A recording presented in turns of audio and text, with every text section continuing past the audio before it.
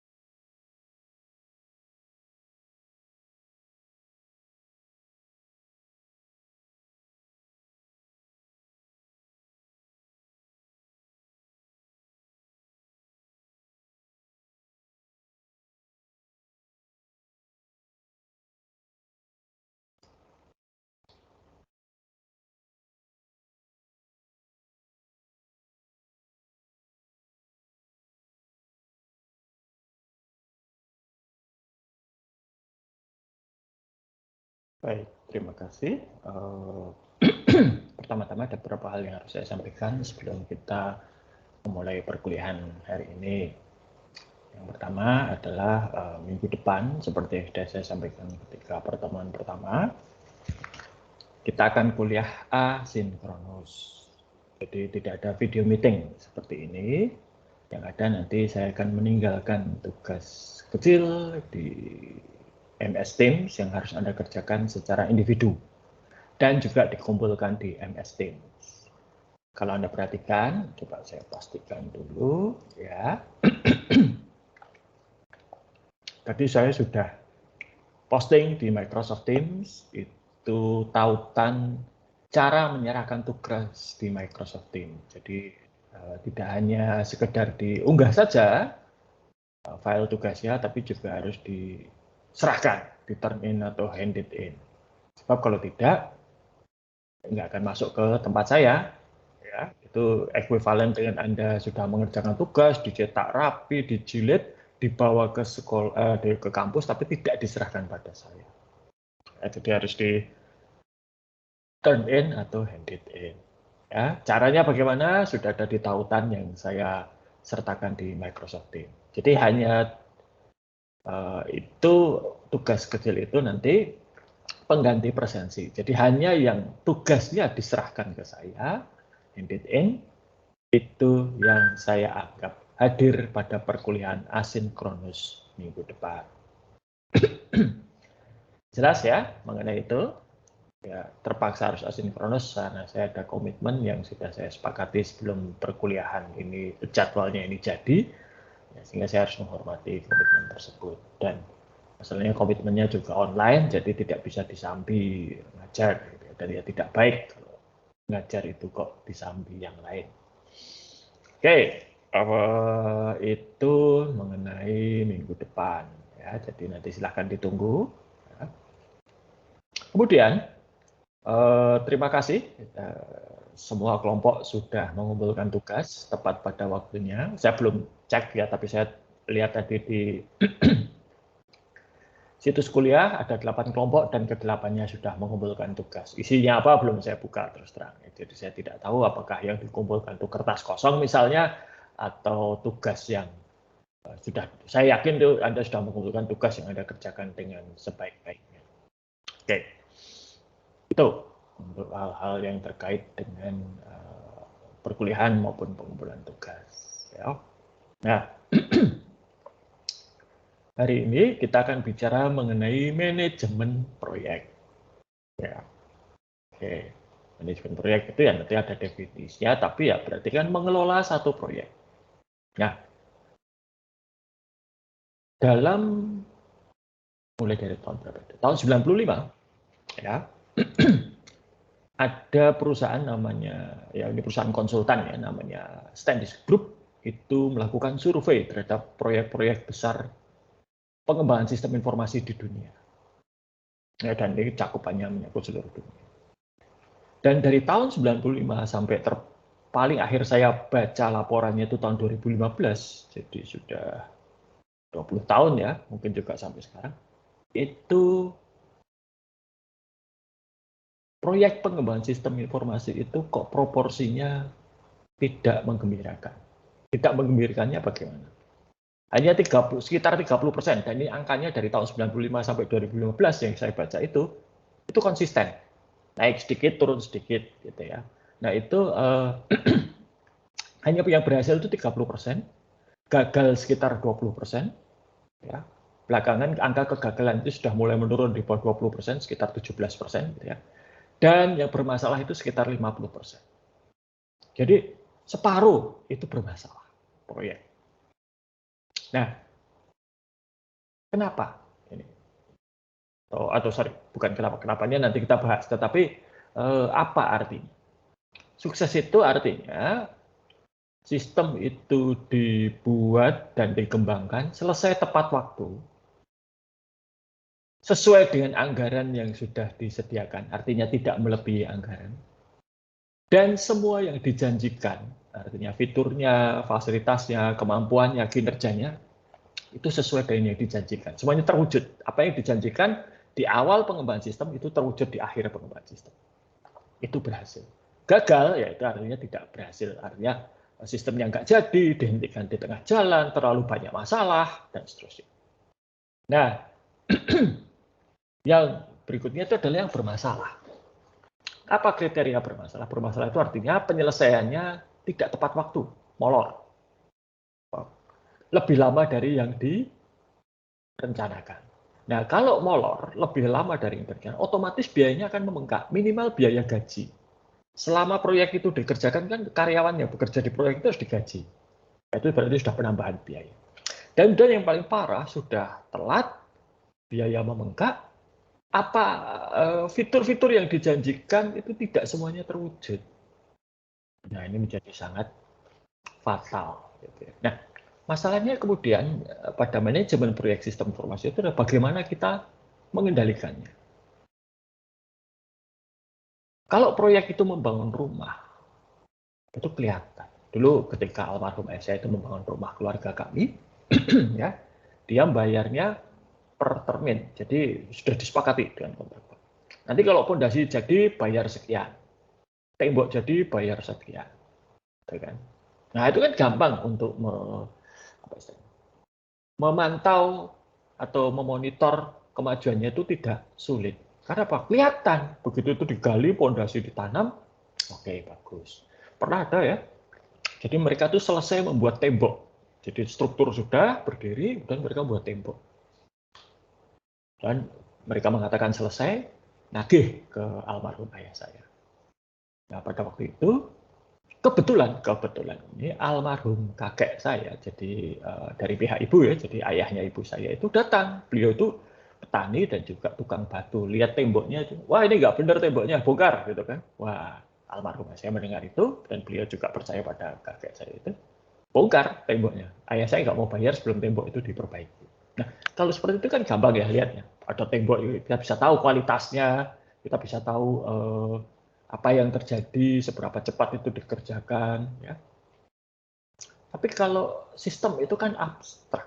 Bagaimana kita bisa tahu bahwa oh ini sudah misalnya ya kode programnya sudah ditulis 50%. Nah, 50% itu ukurannya apa?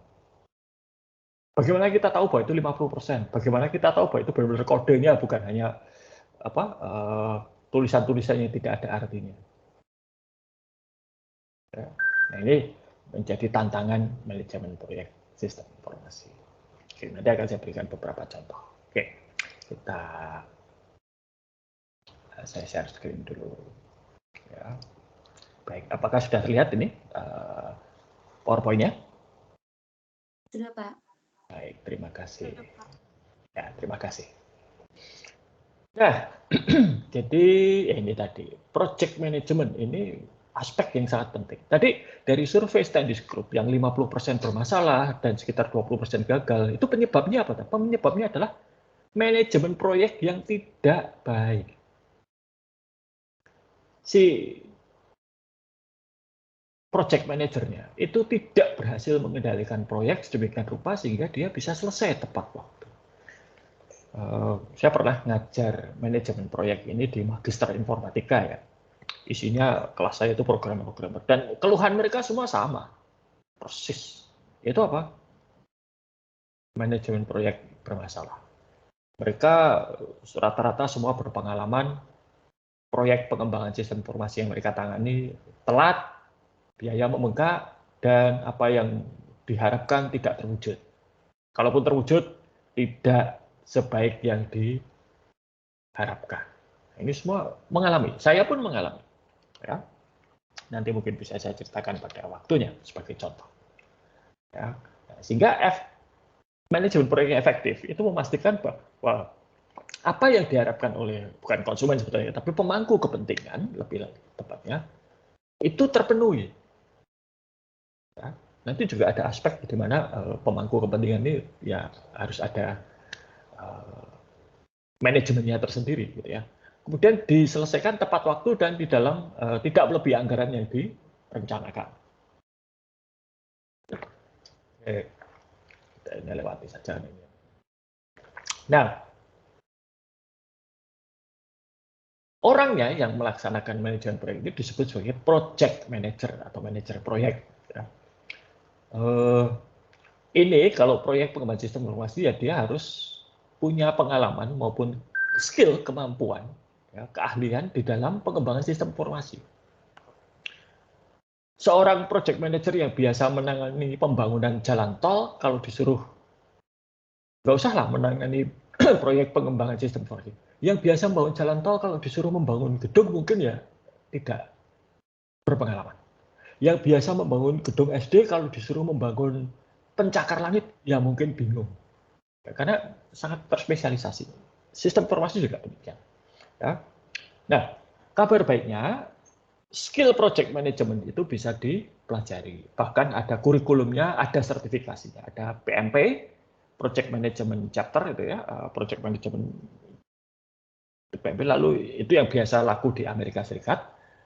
Kalau yang laku di Eropa itu namanya PRINCE, PRINCE versi 2. Nah, itu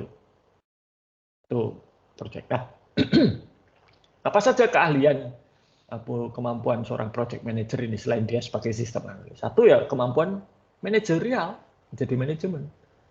Memimpin, harus tegas, harus tega. Nanti saya ceritakan bagaimana teganya. Secara teknis juga dia memahami. Kalau tidak terbiasa memimpin atau mengelola proyek untuk pengembangan sistem informasi berbasis web, nggak boleh dia melakukan. Dunia IT itu sebetulnya beragam. Ada orang-orang yang namanya itu, mereka itu biasa untuk mengembangkan sistem yang namanya embedded system. Embedded system itu apa? Embedded system itu sistem yang ada di dalam mesin yang kapasitasnya sangat kecil. Contohnya apa? Contohnya adalah komputer yang mengatur mesin cuci. Komputer yang mengatur, atau chip komputer yang mengatur kinerja mesin mobil. Nah, itu embedded system. Ya. Oke. Yang biasa merancang software untuk handphone mungkin tidak bisa merancang software untuk penjualan, misalnya, macam-macam. Ya, nih. Lalu juga konflik manajemen, karena dalam setiap proyek, bahkan mungkin juga di dalam setiap rutinitas organisasi, pasti ada konflik. Konflik itu tidak untuk dihindari, konflik itu pasti akan terjadi, diharapkan, diantisipasi, dan kemudian diselesaikan konfliknya, ada resolusinya. Ya. Sampai batas tertentu konflik itu bagus, karena dengan konflik itu memunculkan ide-ide baru, inovasi-inovasi, dan juga solusi-solusi cerdas. Ini. Lalu hubungan dengan customer, atau hubungan dengan para pemangku kepentingan. Nah, tugasnya apa tahu si project manager? Tugasnya dia bertanggung jawab untuk memulai, menginisiasi proyek, merencanakan proyek, mengeksekusi proyek tersebut, dan kemudian terakhir menutup proyek. Nah, ini ada kaitannya dengan definisi proyek. Proyek itu adalah pelaksanaan suatu rencana, jadi aktivitas yang terencana, gitu ya, pelaksanaan aktivitas yang terencana untuk mencapai tujuan. Namun, ciri khas proyek ini adalah ada awal dan ada akhir. Jadi proyek itu waktunya tertentu. Bisa 1-2 bulan mungkin, 1-2 tahun, bisa jadi mungkin 1-2 dekade ya tidak masalah, meskipun mungkin jarang. Tetapi bisa, proyek itu bisa jangka panjang. Bisa bertahun-tahun baru selesai. Tapi pasti ada titik di mana dia selesai. Entah itu ada hasilnya atau tidak, gagal atau berhasil, tidak relevan. Yang relevan adalah pasti ada titik di mana dia selesai. Nah, kalau dalam proyek sistem informasi, apa hasilnya? Hasilnya adalah sistem. Ya. Ini yang diharapkan. Nah, dalam organisasi itu pasti banyak usulan untuk pengembangan sistem. Nah, sangat tergantung pada organisasinya, tapi jika organisasi itu sudah sebesar Atmajaya, ya, maka pengembangan sistemnya itu harus dilakukan secara formal. Boleh saja ide itu dibahas secara informal, tetapi nanti pada akhirnya ini harus ada secara formal. Yaitu apa? Ada dokumennya. Contohnya di sini adalah service system request. Jadi permintaan untuk membuat sistem. Ya, tiap organisasi beda-beda, tapi esensinya sama. Harus ada permintaan tertulis untuk mengembangkan satu sistem. Ketika Kementerian Dalam Negeri itu minta kepada pemerintah Australia untuk dibuatkan sistem bagi PNPM Mandiri Perdesaan, itu dilakukan secara resmi. Ada permintaannya, kemudian ada jawaban dari pemerintah Australia, dan ada dokumen-dokumen lainnya. Sehingga ketika proyek itu selesai, ada berita acara serah terima. Jadi ada acara serah terima. Jadi sistem yang sudah selesai beserta semua dokumentasinya dari pemerintah Australia diserahkan kepada pemerintah Indonesia. Ya, itu ada. Nanti kalau kalian belajarnya ada satu mata kuliah pilihan yang sudah lama tidak ditawarkan tapi semester ini mulai ditawarkan, yaitu pengauditan sistem informasi, ya, yang ngajar Bun ini. Itu kalau mengaudit sistem informasi perusahaan, lalu menemukan ada sistem aplikasi, itu juga harus ada dokumennya. Ini dulu siapa yang minta? Mengapa ini diminta? Ya, itu ada di dalam sistem service request ini. Lalu juga harus ada feasibility study, studi kelayakan. Saya kira di SIA sudah pernah dibahas, ya. Bagaimana studi kelayakan ini dilakukan sehingga ya layak, gitu ya kriteria. Oke, nah inilah tantangan project manager. Ya. Dia satu harus mengelola harapan dari stakeholder. Stakeholder itu kan punya harapan tertentu pada sistem. Kadang harapan mereka itu atau keinginan mereka itu tidak realistis, gitu ya, atau tidak jelas, abstrak. Nah, tugas project manager ini membuat harapan mereka ini bisa diartikulasikan dengan jelas, disepakati bersama, ya, tertulis. Sebab kalau tidak tertulis, nanti kalau sudah jadi bisa konsumennya, loh, saya nggak pesan ini kok, bukan ini yang saya mau, akan repot. Ya, nih. Nanti ada prosesnya akan kita lihat. Kemudian ini perubahan teknologi. Teknologi itu berubah setiap saat di sekitar kita. Ya. Zaman saya dulu mengembangkan sistem informasi untuk fakultas, itu kami beli servernya dari Hewlett Packard. Dan ketika PNPM dari perdesaan itu, mereka teknologi yang sedang maju pada saat itu Huawei. Ketika saya bekerja dengan LKPP, yang sedang trendy itu namanya Supermicro, macam-macam. Dan metodologi sendiri ini juga harus dikuasai. Perubahan organisasi, karena membuat sistem itu mengubah organisasi. Dan itu banyak yang kemudian menimbulkan masalah. Harus berurusan dengan kontraktor dan vendor, supplier, ya. Mengelola SDM, para pekerja proyeknya, metodologi dan peralatan yang dipakai, ya. Keterbatasan waktu dan sumber daya seperti saya tadi. Proyek itu ada batasnya, waktunya, berapa lama. Ada anggarannya. Jadi dari situ saja sudah kelihatan bahwa proyek itu ada batasnya. Batas waktu dan batas sumber daya keuangan. Dan dokumentasi dan komunikasi. Wah, ini nanti saya tunjukkan contohnya dokumentasi dan komunikasi yang bagus itu seperti apa. Ya. Oke, ya ini semua harus diseimbangkan. Ya. Dari waktu ke waktu, project manager itu tugasnya ini semua. Ya. Oke. Dan ini bisa dipelajari dengan berjalannya waktu pakai pengalaman ya. Oke. Jadi project management itu apa? Mengendalikan proses memulai, merencanakan, mengeksekusi, dan menutup proyek. Kita mulai dari inisiasi proyek. Jadi ini ketika proyek itu pertama kali dimulai. Ya. Inisiasi ini di dalamnya ada aktivitas untuk menilai ukuran proyek itu seberapa. Ya. Ruang lingkupnya, kompleksitas proyek, maupun juga prosedur-prosedur untuk nantinya dijalankan pada saat proyek ini dieksekusi. Ya, ini aktivitasnya. Jelas harus ada timnya. Ya, kemudian harus jelas nanti hubungan dengan konsumen itu apa. Ya, seperti contohnya ketika PNPM Mandiri Perdesaan itu, satu desain sistem itu harus disepakati oleh 3 pihak. Perwakilan Bank Dunia, perwakilan pemerintah Indonesia, dan perwakilan AusAid. Nah, saya itu adalah perwakilan AusAid. Jadi kalau saya ngomong ya, Bank Dunia ya, pemerintah Indonesia ya, selesai, dibayar. Ya. Kemudian rencananya bagaimana, prosedur manajemen itu termasuk nanti kalau rapat bagaimana, berapa kali rapat, dan seterusnya itu ada. Ya. Dan juga membangun lingkungan manajemen proyek maupun juga project workbook. Ya. Oke. Lalu yang terakhir itu membuat project charter. Salah satu contoh mengembangkan lingkungan dan project charter itu adalah ini. Ya, kelihatan nggak? Mungkin kelihatan nggak gambarnya? Kelihatan, Pak. Kelihatan, Pak. Baik. Sering melihat ini ya? Di berbagai lokasi ya, dan ini tidak mesti jalan, ada macam-macam kan, ada selokan. Ini sepanjang jalan apa itu? Dr. Wahidin sekarang sedang dibongkar, di sepanjang trotoar di depan rumah sakit Bethesda itu juga sedang dibongkar gitu ya. Dia sedang ada proyek. Nah, ini adalah contoh project charter itu. Ya, ini sebagian dari project charter aslinya tidak seperti. Gunanya apa ini dipasang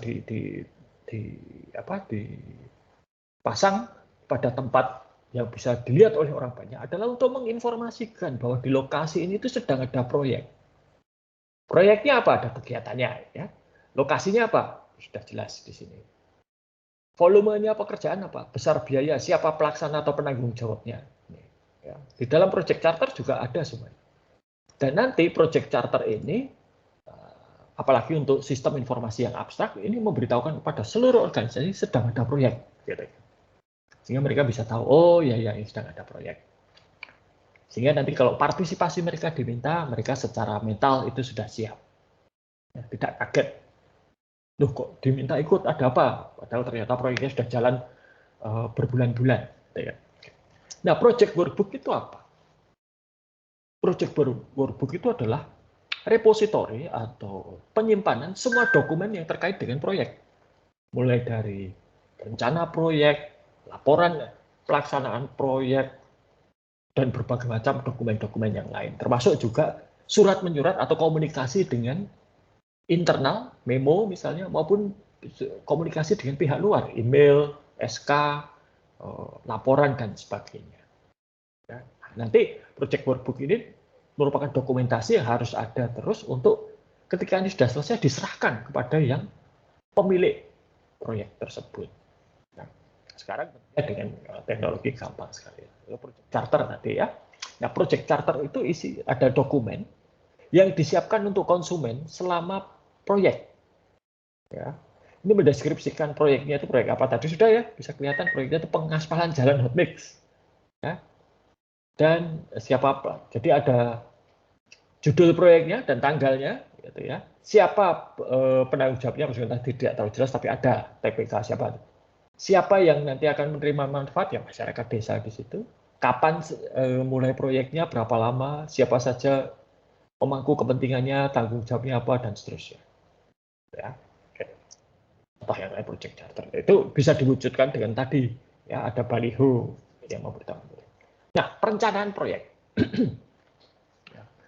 Proyek itu harus direncanakan. Yang namanya manajemen proyek, nomor satu pasti perencanaan. Segala sesuatu yang mengandung kata manajemen, pasti harus ada aktivitas pelaksanaan. Karena pelaksanaan itu adalah fungsi manajemen. Ya. Project planning itu adalah fokusnya apa? Fokusnya untuk mendefinisikan secara jelas ya, aktivitas apa saja yang perlu dilakukan supaya proyeknya ini selesai dan berhasil. Jadi misalnya untuk membangun sistem apa langkah? Ya, kalau Anda lihat sistem development life cycle SDLC itu kan sudah ada tahapan-tahapannya: planning, analisis, design, implementation, maintenance. Nah, itu secara inherent di dalam SDLC itu sudah ada fitur manajemen proyeknya, sehingga kalau kita akan membangun proyek, membangun sistem informasi dengan SDLC sudah jelas tahapan-tahapannya. Ikuti SDLC itu saja. Ya. Nah, kemudian dari tahapan-tahapan yang secara garis besar tadi dipecah-pecah atau diperinci, dibuat menjadi lebih terdetail. Aktivitasnya apa saja? Analisis itu apa yang harus dilakukan? Planning apa yang harus dilakukan? Siapa yang melakukan? Kapan? Dan seterusnya. Sampai nanti pada hitungan hari. Nah, perencanaan ini kalau secara kronologis bisa digambarkan dengan Gantt. Bisa kita lihat. Ya. Aktivitas-aktivitasnya. Ya. Inilah Gantt.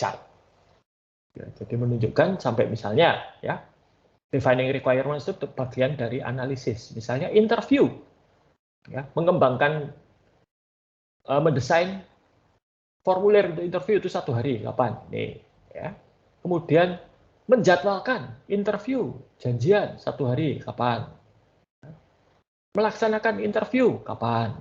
Ini ada, ini sudah dijadwalkan.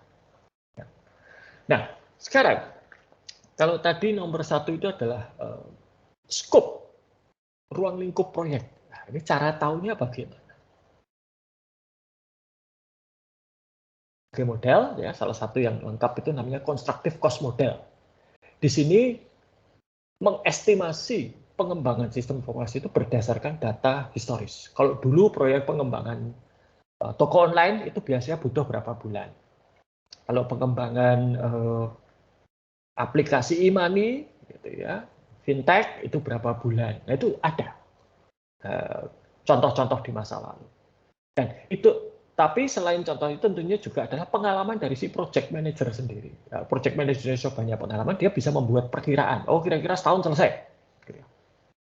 Atau kalau ada kendala-kendala yang lain, misalnya untuk penerapan enterprise resource planning, modul akuntansi dan keuangan, itu rata-rata kalau di Indonesia, itu maksimal 18 bulan harus selesai. Karena kalau lebih dari 18 bulan, nanti akan mengacaukan siklus pelaporan akuntansi. Ya, ini contoh ya bagaimana membuat estimasi. Jadi kalau akan menerapkan ERP modul akuntansi dan keuangan, ya jadwalnya maksimal 18 bulan. Ya. Oke. Ini contoh network diagram. Ya. Nah, kemudian harus membuat rencana komunikasi. Jadi proyek ini, kondisi status proyek, kemajuan proyek itu harus dikomunikasikan pada para pemangku kepentingan. Satu, untuk mengupdate mereka supaya tahu proyeknya sampai di mana. Karena seperti saya katakan tadi, sistem informasi itu abstrak. Pemangku kepentingan tidak bisa melihat dengan jelas sampai di mana. Ya. Dan banyak pemangku kepentingan yang mungkin bukan orang IT. Lain dengan kalau gedung, pondasi jadi, tiang struktur sudah ada besinya dipasang, sudah dicor beton, lantai nomor 2 dan 3 sudah selesai dicor betonnya, temboknya sudah dipasang, dan seterusnya. Kelihatan. Tapi kalau sistem tidak, maka perlu komunikasi yang bagus. Pertama, yang harus diketahui itu adalah para pemangku kepentingan yang relevan siapa. Ya. Waktu itu banyak pemangku kepentingan ya, kalau PNPM dari perdesaan itu ada House Aid sendiri yang membiayai, ada si developernya, kemudian ada Bank Dunia yang membiayai PNPM Mandiri, pemerintah Indonesia yang punya PNPM Mandiri Perdesaan, pemerintah Indonesia pun ada Kementerian Dalam Negeri sebagai pelaksana, ada Bappenas untuk pelaporan, sampai ke kantor Wakil Presiden sebagai koordinator program pengentasan kemiskinan. Jadi stakeholder-nya banyak. Ya. Lalu tiap-tiap stakeholder ini butuh informasi apa? Ya. Kapan informasi ini harus dihasilkan? Ada laporan rutin misalnya, ada juga laporan yang sifatnya ad hoc. Pernah nanti saya jelaskan. Jadi si PNPM developernya itu setiap 2 minggu dan setiap bulan itu membuat laporan. Ya, setiap 2 minggu lah. Ya. Nanti laporan ini harus dievaluasi oleh perwakilan dari AusAid, saya, Bank Dunia dan pemerintah Indonesia, Kementerian Dalam Negeri untuk dibahas. Kalau setuju, ya sudah dianggap diterima dan itu dibayar. Ya. Nah,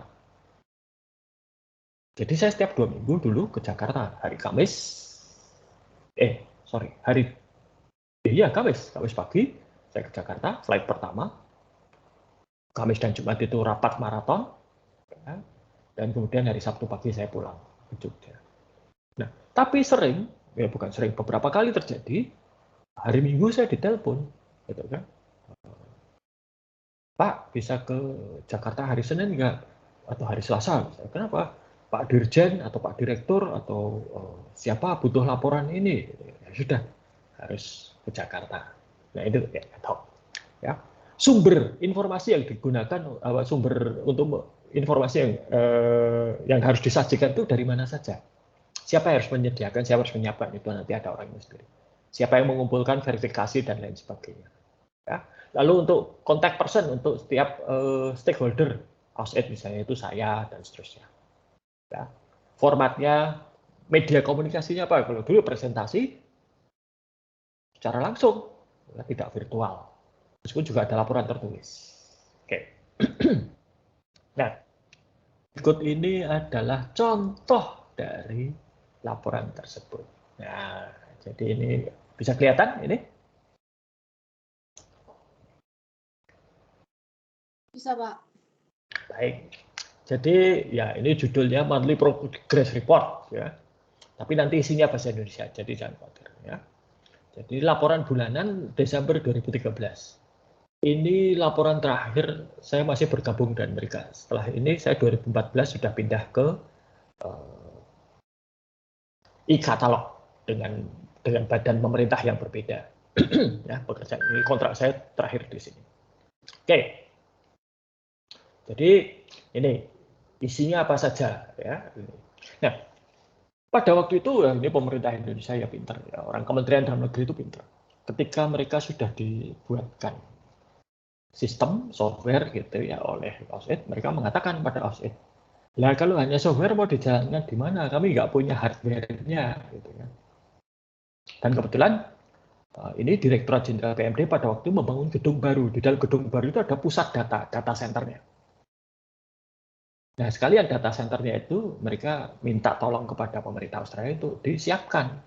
Jadi nanti sistem-sistemnya itu akan diinstal pada servernya diletakkan di data center tersebut. Ya udah, pemerintah Australia udah sekalian memberikan bantuan berupa pengembangan data center. Nah, maka bisa dilihat di sini ada 2 laporan di sini. Yang pertama itu adalah pekerjaan data center. Ya, ini aktivitasnya apa saja. Kalau tadi saya mengatakan perencanaan itu harus ada breakdown ya, diperinci aktivitasnya ini ada di sini, supporting apa semua ya. Nah, lalu ada progresnya sampai November, Desember, ya, sampai 31 Desember. Lalu deviasinya, penyimpangannya. Nah, ini bisa dilihat. Ini namanya S-curve. Yang biru tua itu adalah rencana. Yang pink itu realisasi. Dan bisa dilihat di sini bahwa realisasi lebih cepat daripada rencana.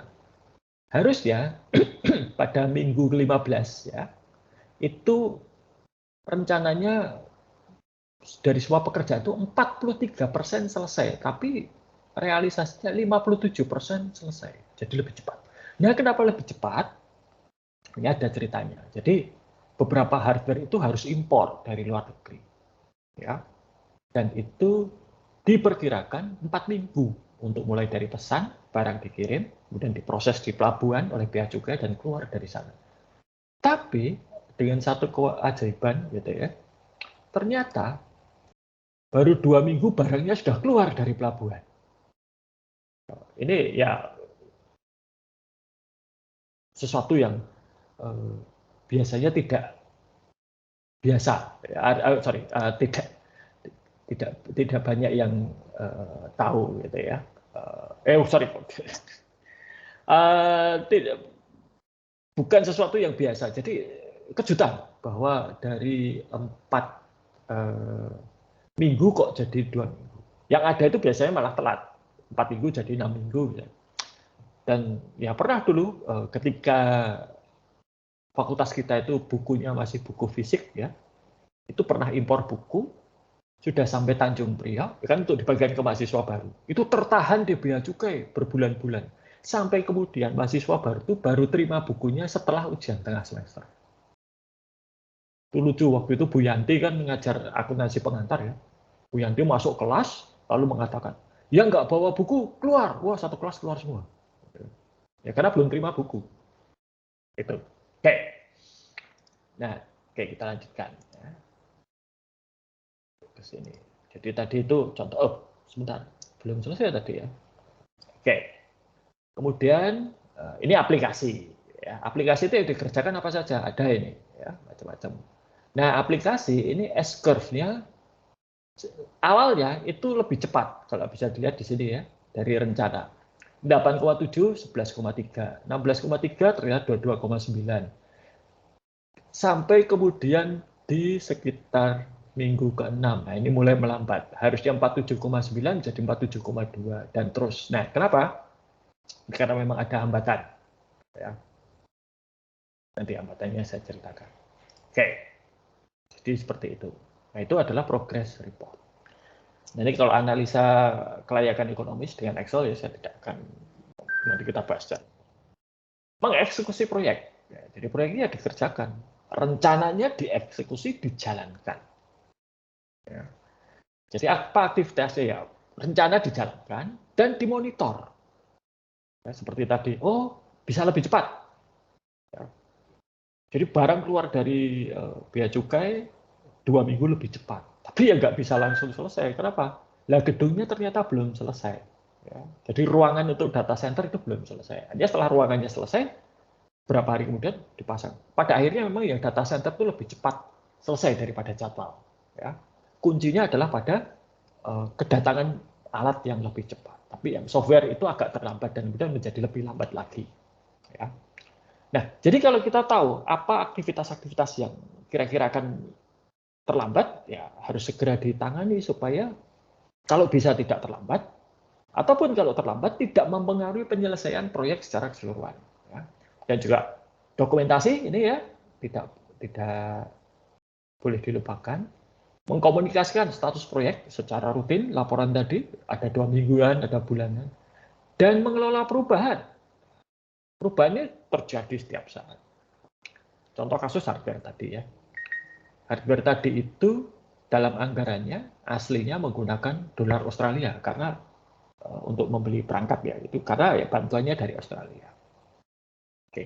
Di tengah jalan tiba-tiba kurs dolar Amerika menguat. Dolar Australia dan rupiah Indonesia melemah terhadap dolar Amerika. Dampaknya apa? Harganya menjadi lebih mahal, lebih besar daripada di anggaran. Nah, ini jadi masalah kan. Terpaksa pada waktu minta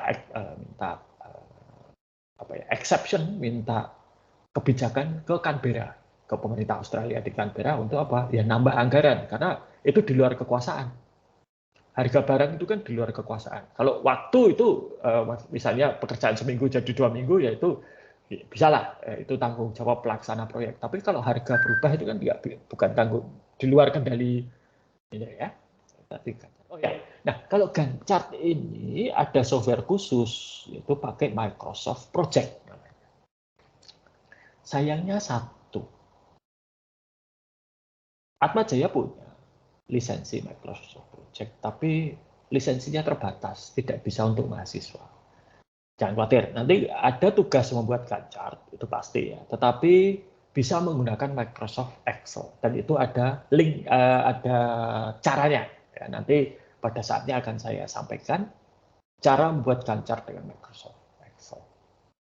Oke, lalu ini metode-metode komunikasi. Ya, ada yang derajat formalitasnya tinggi sampai rendah. Nah, derajat formalitas tinggi sampai rendah ini ada kegunaannya masing-masing dan semuanya harus didaya gunakan.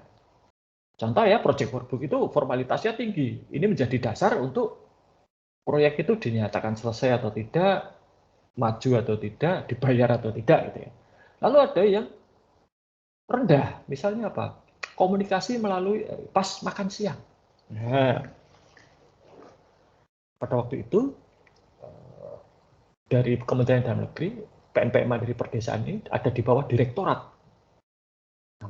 Direkturnya namanya Pak Kun Wildan.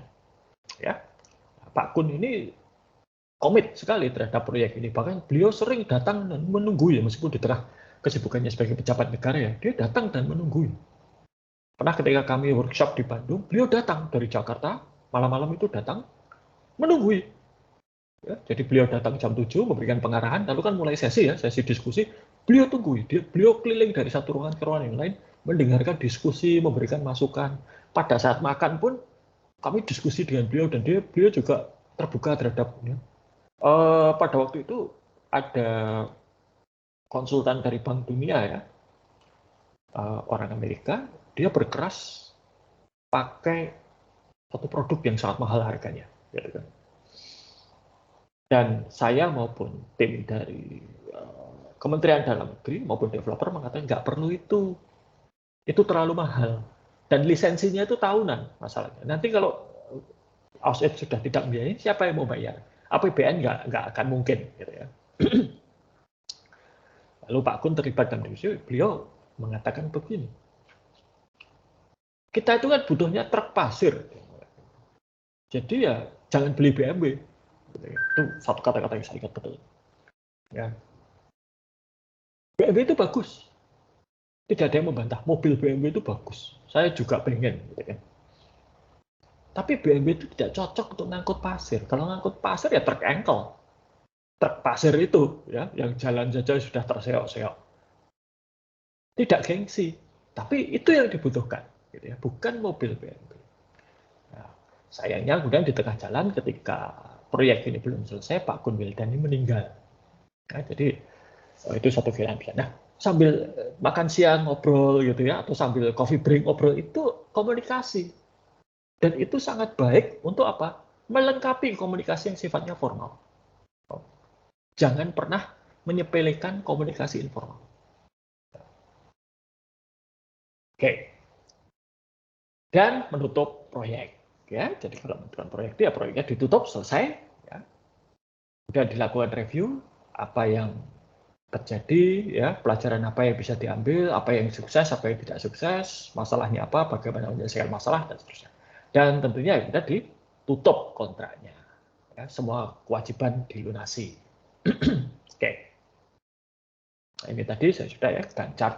Ada banyak metode, tapi kita pakai Gantt chart saja. Oke.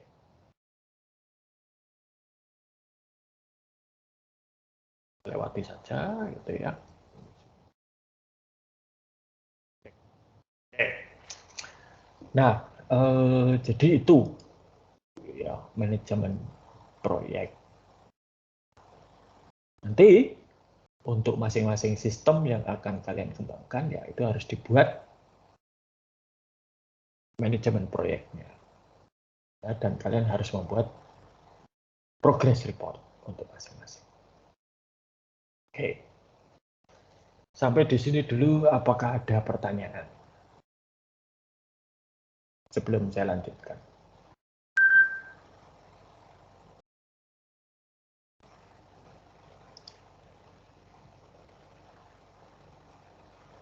Ya, ada yang bertanya kah? Coba yang bertanya. Oh, Mas Nicholas Bintang, silakan.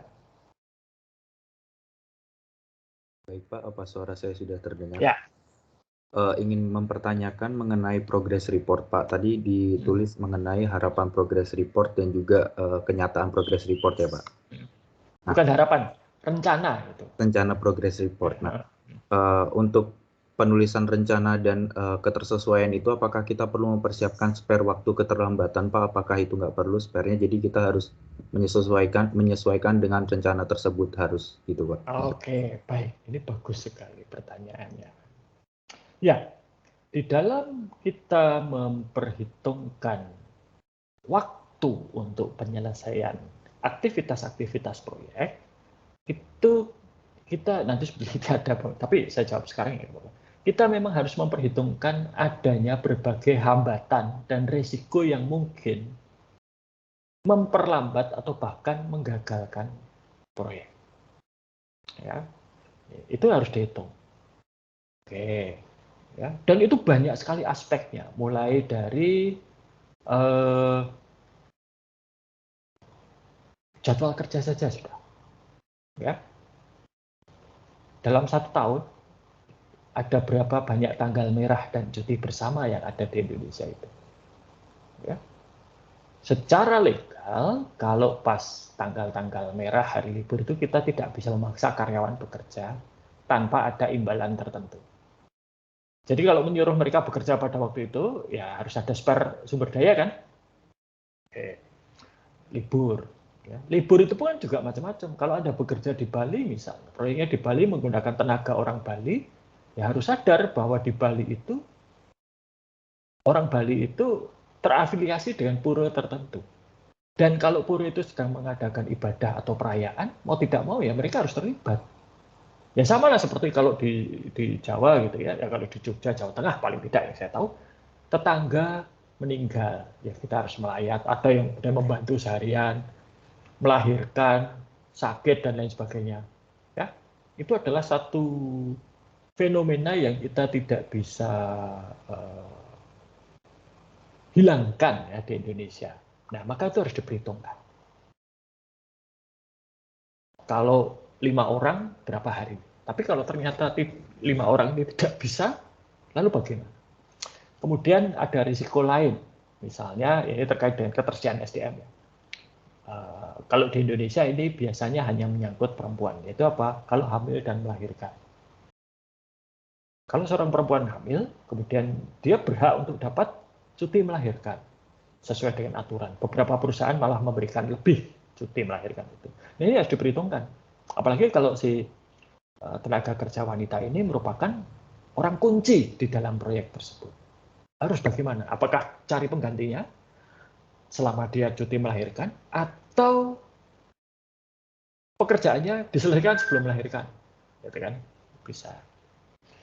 Jadi ya, kita harus memperhitungkan adanya hambatan-hambatan. Ya, dengan demikian bisa memperhitungkan berapa cadangan waktu gitu ya yang harus disiapkan di dalam rencana proyek. Ya sama lah seperti kalau membangun gedung itu kalau kecor beton. Musim kemarau dengan musim hujan kan beda. Kalau musim hujan ya lama beton itu kering lebih lama daripada kalau musim kemarau. Cuman kalau musim kemarau terlalu panas, betonnya kering terlalu cepat, retak. Jadi harus ada treatment khusus. Jadi tiap langkah di dalam proyek, tiap tahapan proyek itu ada risikonya. Dan risiko itu berarti dampak nomor satunya adalah memperpanjang penyelesaian proyek. Nah itu yang harus kita perhitungkan. Itu Mas Nicholas. Sudahkah menjawab? Menjawab Pak, terima kasih. Oke, sama-sama. Apakah ada pertanyaan lain?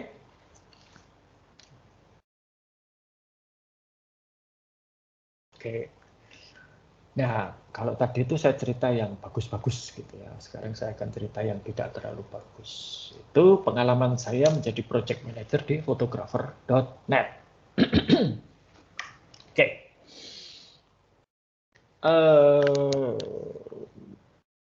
Nomor satu ya jelas photographer.net itu saya anggap sebagai salah satu kegagalan saya.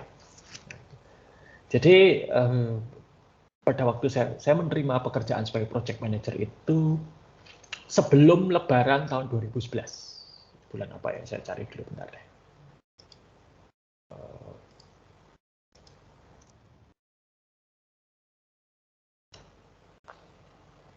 31 Agustus, berarti itu sekitar pertengahan Agustus. Ya, jadi pertengahan Agustus 2011 itu saya menerima pekerjaan itu. Oke, jalan. Dengan targetnya tanggal 1 Februari 2012 harus on. Oke. Saya punya 4 orang programmer dan 2 orang graphic designer. 3 sebagai graphic designer. Ya. Oke. Ya sudah, kami jalan, kami kerjakan. Ya. Nah, kalau tadi saya sudah bicara di depan mengenai scope. Ketika proyek itu dimulai, itu ada ruang lingkupnya. Ada scope, ada cakupan. Nah, itu bertambah di tengah jalan. Menyebabkan waktunya tetap, tapi beban pekerjaannya tambah. Saya pernah negosiasi kepada direksi pada waktu itu untuk tambah waktu, nggak mungkin. Karena apa?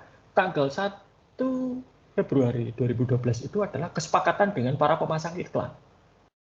Jadi para pemasang iklan itu dijanjikan tanggal 1 Februari iklan mereka akan tampil pada website baru. Nah, itu nggak mungkin diganggu juga.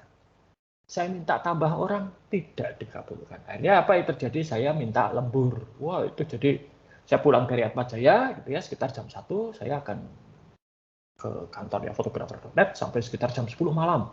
Atau bahkan lebih, kadang jam 12 baru pulang. Gitu ya. Itu seterusnya. Hari Kamis Jumat saya full di sana, dari pagi sampai malam. Mengerjakan itu. Dan itu yang terjadi. Pekerjaannya bertambah, waktunya tetap. Orangnya tetap. Jam kerjanya ditambah. Nah, tapi ya tidak. Pada hari hanya ketika diluncurkan error. Ya, gagal. Butuh waktu sekitar 72 jam. Kenapa saya spesifik 72 jam tidak? Karena 72 jam itu kami satu tim tidak ada yang tidur. Ya, memperbaiki semua yang salah, akhirnya 3 hari kemudian nyala. Meleset 3 hari. Nah, pelajaran apa yang bisa diambil dari kegagalan ini? Dan ini juga merupakan pelajaran klasik kegagalan proyek sistem atau bermasalah. Ya. Tadi kan bermasalah atau telat. Gitu kan. Apakah ketika saya PNPM dari perdesaan itu tidak ada perubahan scope? Ada. Apakah ketika saya di LKPP dengan e-katalog itu tidak ada perubahan permintaan? Ada. Banyak, setiap saat. Nolak permintaan dirjen itu kan nggak mungkin. Nolak permintaan kementerian itu mustahil. Ya. Outside saja kalau sudah diminta oleh pemerintah Indonesia, mereka berkelitnya susahnya setengah mati. Gitu ya. Oke. Tapi dari situ saya kemudian belajar bagaimana mengelola perubahan. Oke, kemudian maju beberapa tahun, sekitar setahun kemudian, beberapa bulan kemudian, saya di PNPM Mandiri Perdesaan. Ketika proyek pengembangan sistem informasi PNPM Mandiri Perdesaan ini dimulai, itu para pelaksana PNPM itu adalah kontraktornya Kementerian Dalam Negeri, jadi perusahaan swasta. Ya, mereka dikontrak ada 6 di seluruh Indonesia. Dikontrak oleh Kementerian Dalam Negeri untuk melaksanakan PNPM Mandiri Perdesaan. Karena Kementerian Dalam Negeri nggak punya orang. Ya. Gitu. Di tengah jalan, ke-6 perusahaan ini kontraknya selesai, habis. Dan tidak diperpanjang. Kementerian Dalam Negeri tidak terlalu puas terhadap kinerja mereka. Ganti 6 perusahaan yang baru sama sekali. Nah, padahal sistemnya sudah dirancang kan, sudah dikembangkan, ini sudah setengah jalan. Lalu kemudian orang-orang baru ini dipanggil. Jakarta, yaitu tadi yang saya cerita Pak Kun Wildan sebagai direktur hadir menemani, beliau membimbing. Karena beliau tahu 6 perusahaan yang diundang ini semua orang baru. Benar, ketika dipresentasikan desain sistemnya, ke 6 perwakilan dari 6 perusahaan itu malah, loh kok kayak gitu? Untuk apa sistem seperti itu? Ya, dimaklumi. Kenapa? Karena mereka tidak terlibat dari awal. Ya, mereka punya cara kerja sendiri yang berbeda. Ya sudah, hanya nah ini saya diajari oleh bukan diajar, saya belajar dari pengalaman. Satu, kalau stakeholder minta perubahan, itu sebagai developer jangan langsung mengiyakan. Sebab kalau mengiyakan, seperti kasus saya di fotografer.net, itu bencana untuk saya dan para developer yang lain. Tapi juga jangan langsung menolak. Kenapa?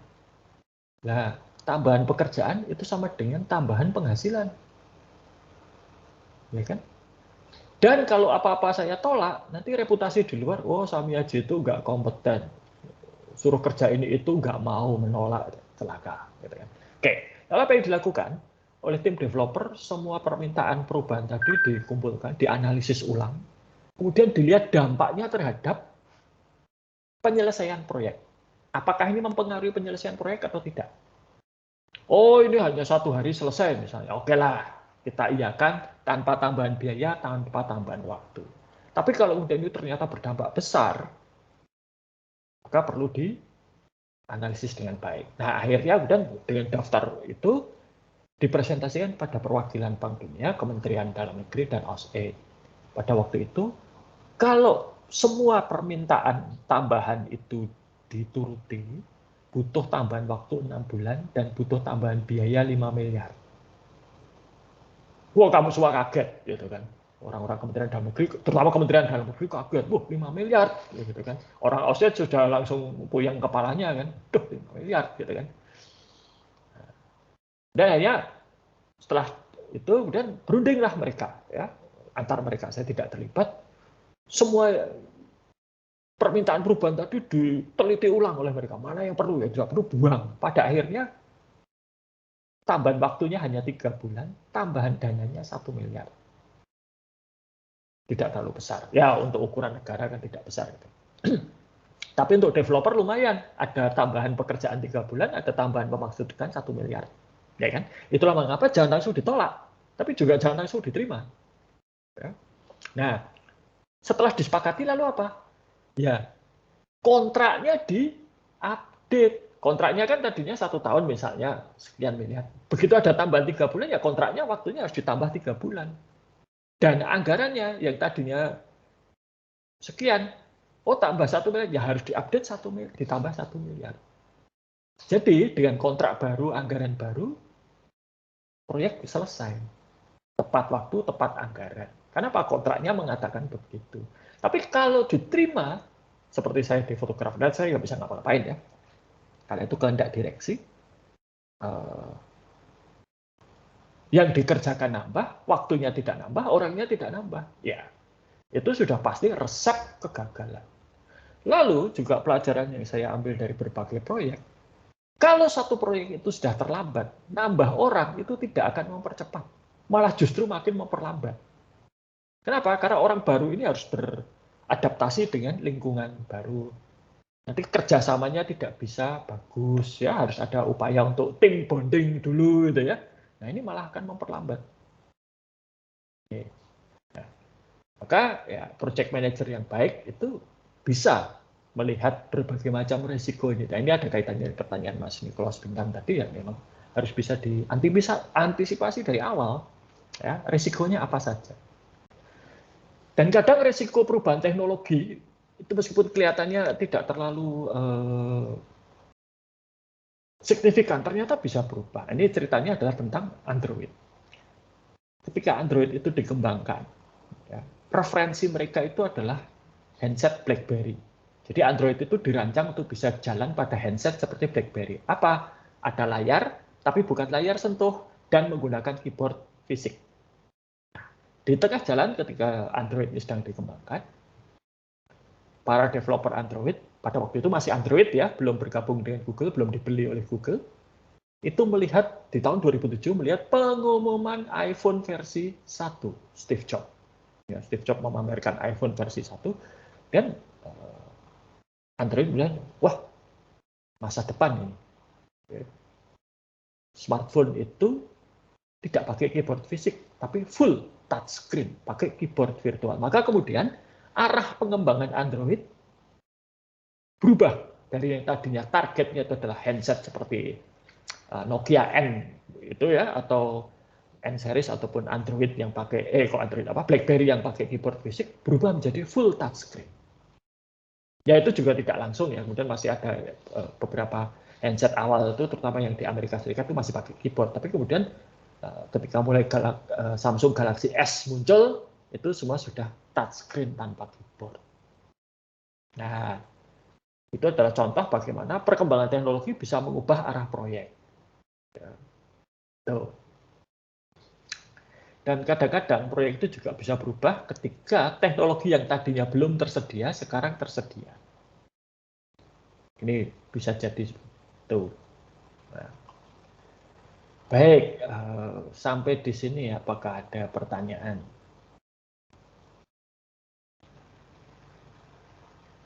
Oke, kalau tidak ada, saya kira cukup sekian.